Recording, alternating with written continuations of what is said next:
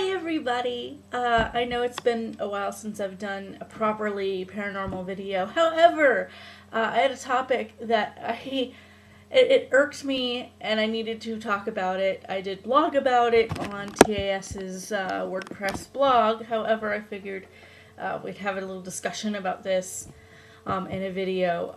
I was watching A Haunting, which actually is one of my favorite shows. Mainly for entertainment value, because I've kind of find that they rely a little bit on the demonic thing too much. Almost every episode is evil entities, evil this, evil that. It's not what you encounter in everyday paranormal phenomena. So, you guys know how much I love paranormal television. I love Ghost Hunters. I love Paranormal State, and I'm sad that it's off the air now.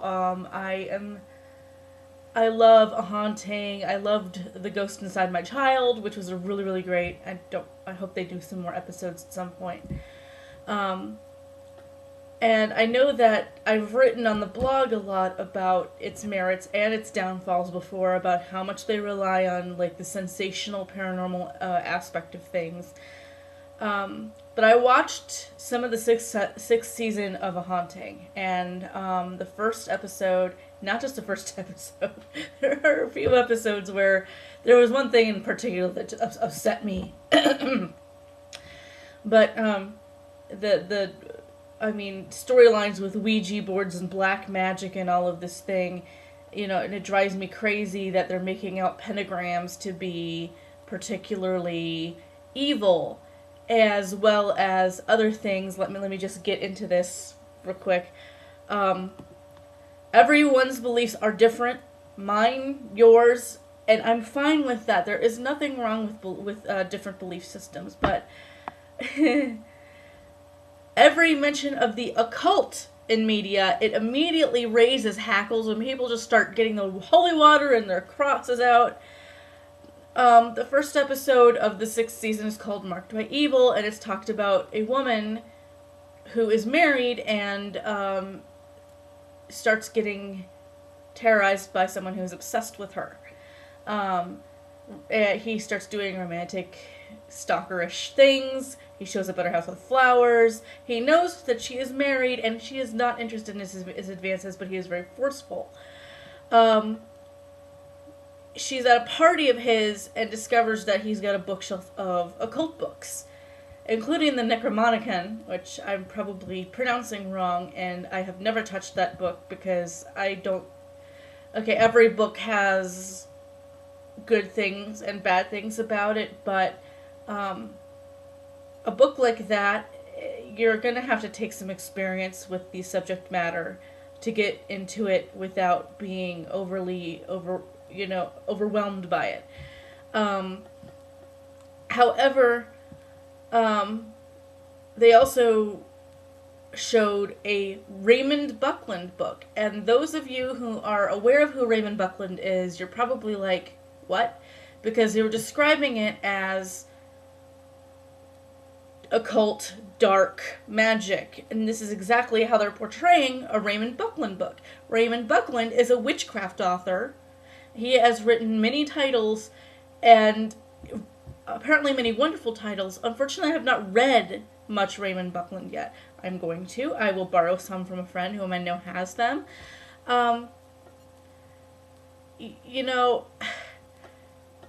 People like to lump witchcraft in with necromancy, other darker practices. And the fact is that when you look at, witchcraft and paganism and Wicca, you will find a noticeable difference between that and what the Necronomicon will describe. Necromancy and actual dark arts, Satanism, granted, I've known a few Satanists. I've never actually looked into their practices, and so if I'm having someone of that particular tradition watching me, if I say something wrong, please feel free to correct me. I don't know much about it. Not because I choose to stay ignorant, but I have chosen to continue in a certain tradition and a certain path, and I've kept most of my reading to that. Anyway, the occult is not exactly the cluster of dark practices that hype would have you think. The occult is really a word that pertains to hidden practices, and hidden practices can be of many different arenas, like paganism, Wicca, witchcraft, Druidism. They all have hidden knowledge within their practices. But, and because of that, and because of the fact that people tend to be very, I guess you could say, offended by things that they do not know about, I don't know if that makes any sense, but everything gets lumped in together because of the hype. Now, I'm not sure if I've mentioned this in any of my videos, but I myself am a witch. I'm a pagan. I'm a Celtic eclectic pagan. I follow the Morrigan, and if you do not know who the Morrigan is, feel free to go read about her. Threefold battlefield goddess. Anyway, I've been practicing for years. I've actually been following several different traditions to get to where I am now, and my practices will probably change in another 10 years. But I have gained more knowledge with each passing day because I choose to read about it. I choose to read pagan blogs and do all kinds of things in order to further my knowledge. And not just about my tradition, but about other traditions as well. I have become aware of the stigma attached to certain words and phrases, certain types of practices, and as I mentioned, I have known my fair share of Satanists. The biggest problem that I see here is that people put too much stock in the darkness of the occult, and when they do that, they end up hurting things in the long run. You know, someone who is a witch will usually their practice is to practice spells to help heal, search for truth.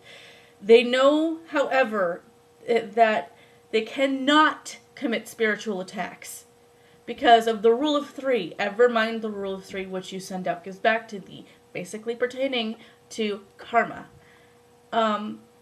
Essentially, what you put out in the world, if it's good or bad, it'll come back to you. So if you have your good stuff going out, you have good stuff coming in. If you have bad stuff going out, you have bad stuff coming in. You know, dark works will come back on you threefold, and the best part of that is that threefold often doubles or triples. And honestly, witchcraft is what you make of it.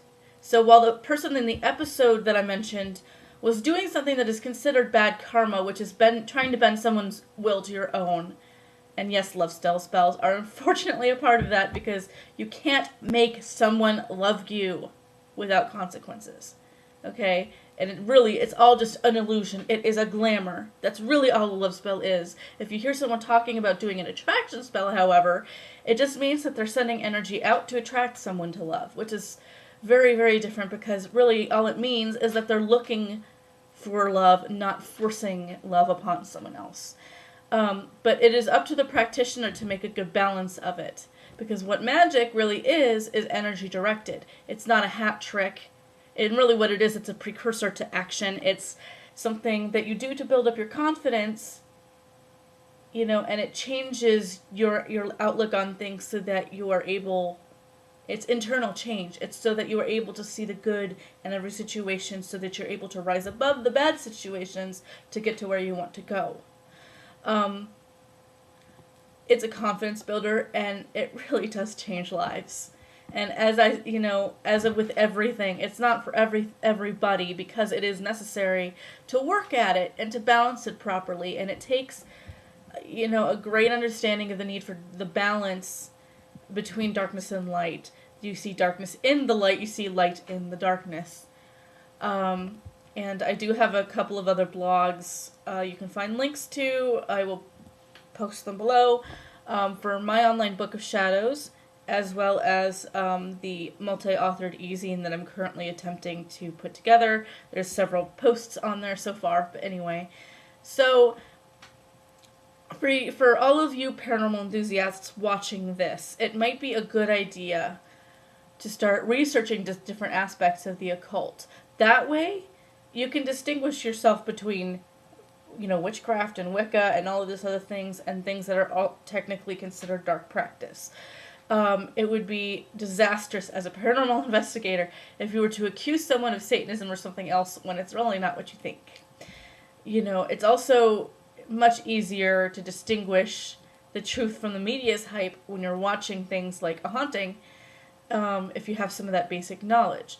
Education is really important, and I think I've touched on this quite a bit, because sometimes the paranormal and the occult do coincide and things can become quite confusing. It does no good to spread fear, because unfortunately the witchcraft and paganism communities have already had enough to tarnish their reputations, and unfortunately it's not from their own doings or teachings. It's from the doings and doings and teachings of people who have very, very, very, very, very different views on what the occult actually is. And